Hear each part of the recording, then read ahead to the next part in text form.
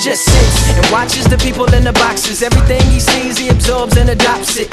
He mimics and he mocks it. Really hates the box, but he can't remember how to stop it.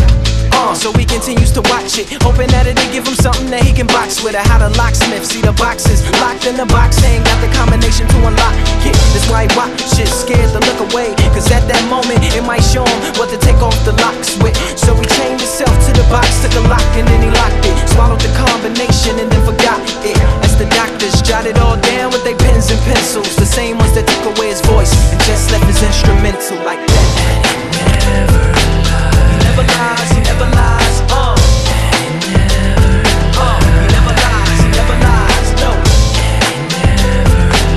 He never lies, 'cause he never said anything at all. He just sits and listens to the people in the boxes. Everything he hears, he absorbs and adopts it. Anything not coming out the box, he blocks it. See, he loves the box and hope they never stop it. Anything the box tell him to do, he does it. Anything you tell him to get, he shops and he cops it. He protects the box, locks it in the box when he goes to sleep. But he never sleeps, cause he stays up to watch it.